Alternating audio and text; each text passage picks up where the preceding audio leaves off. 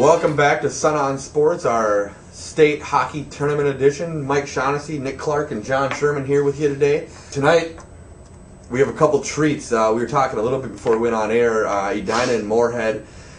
Edina earned the #1 seed, and I say earned in the fact that they went out and really took down Bloomington Jefferson, dismantled Bloomington Jefferson in the Section 2 final at Mariucci last week. But I tell you what, the blind draw did them no favors. Moorehead might be outside of Edina and Eden Prairie playing the best hockey coming into the tournament. They've lost just once since early January, and the Spuds are not one to shy away from this stage. They are here, it seems like, if not every year, every other year. They're going to have their hands full in trying to find a way to slow that Edina offense and control what's become maybe over a more balanced Hornets attack over the last couple weeks, something that Edina needed to happen to have some success and get out of that section. But like I said, I think it's going to be a game closer than people expect. John, what do you think?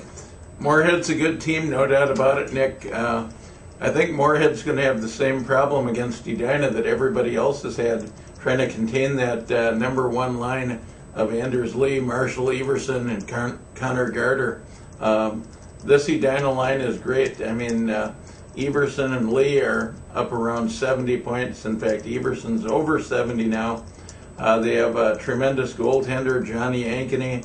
And the other scoring is picked up. Charlie Taft is up to 17 goals now.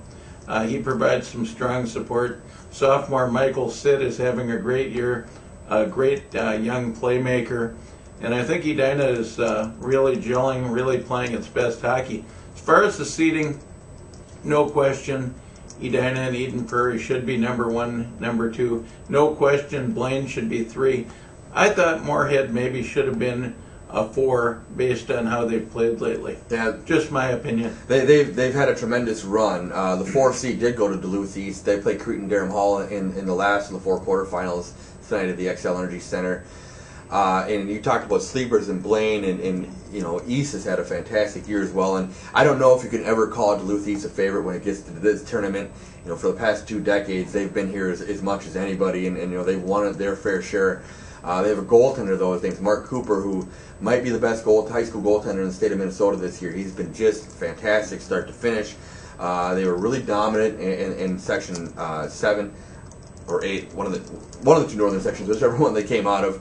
And they had little problem beating Elk River to get down here, and they come down with a team that's played as tough of a schedule as anybody in the state this year. They probably rode in this bus ride to the Metro 5 or 6 weekends this year to come down and play these teams. They've played everybody, so nothing they're going to see is going to surprise them. Give them credit, Nick. And as far as Cooper, I saw him playing some highlight. He's got his name on his pads, he's got his name on his helmet, he's got his name on his gloves. I mean, that embroidery must have cost him a pretty penny.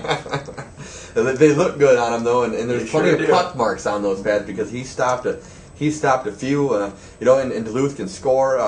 Max Tardy's their leading scorer. He was the leading scorer in the Elite League this last fall, if you remember, and really had a fantastic fall, and has followed that up with a tremendous winter. He's going to Minnesota Duluth to play college hockey next year, and he's not alone. They got a couple other guys.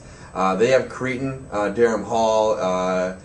Cretin won this thing 3 years ago when they were stacked. A couple current Wisconsin Badgers, Hickey and Ryan McDonough were on that team, and if you remember, they beat Grand Rapids something like 8-0 in the championship game that year. This is a different Cretin team. They feature a defenseman, Mark Alt, who was a quarterback on the football team. He's going to go play for the Gophers next year. He's a legitimate Division I, possible NHL draft pick type kid.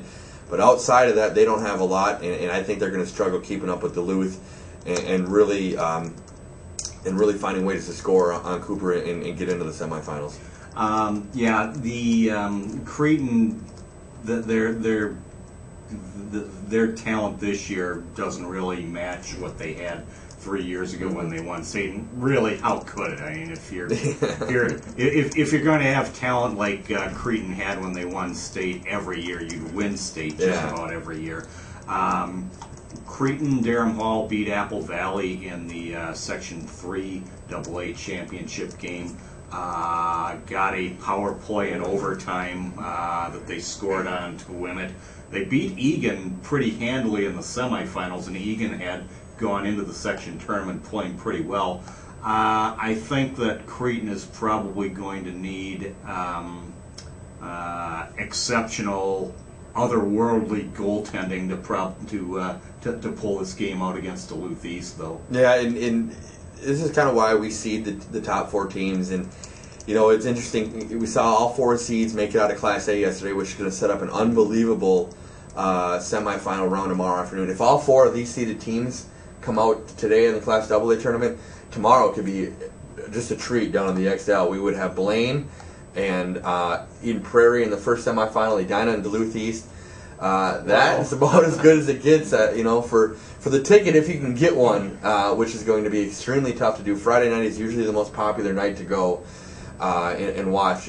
Just in that you get the 2 you know, best high school games of the year usually. The ticket might be the TV set. For a lot of people, it very well could be. But it's a great broadcast. Don't know if you guys have seen a lot of that because you've been down at the X watching the games, but the television broadcast is first class, and it's a good way to watch hockey. Yeah, they do a good job. I know they brought Clay Madfick back to do the play-by-play at St. Cloud grad. He's got a lot of Minnesota ties. Was a college hockey kind of guy for a while. And then Phil Housley was the color guy all day yesterday, and I think he's on board for a lot of the games. I know Lou Nanny will step in today and take his usual role as the AA and the nightcaps, but you know, Phil did a good job yesterday from what I heard, and what has he got, about 21 years of NHL experience behind him. I think he knows a little bit about this sport. And he was the coach of that Stillwater team that lost in double overtime to Hill Murray. So I think he'd rather be coaching, but from the sounds of it, he enjoyed himself yesterday. This thing really gets going tomorrow, though. We mentioned the semifinals and the finals we played Saturday, noon and 7 p.m. at the XL Energy Center. I think out of these, when you come down to these 4 teams in the semifinals that we're going to possibly have tomorrow, you know, Edina is the number 1 seed in AA. Little Falls is the number 1 seed in Class A. I think either way you look at it, it's a pick'em. I think any of these 4 teams in either field can come out and win this thing, and that's really what makes, you know, this tournament so exciting. Yeah, and especially in Class A, it's a little unusual for it to be this wide open. It seems like in Class A you can pretty much identify, in past years you could identify a couple of teams that looked like they were on a collision course, either quarterfinal, semifinal, or final, and you could pick out that game and say whoever wins this game wins the state title. It's as you alluded to, it's a little deeper in Class A this year. Yeah, it's been for the last few years. It seems Duluth Marshall and or St. Thomas Academy. Neither of those teams are in the tournament this year.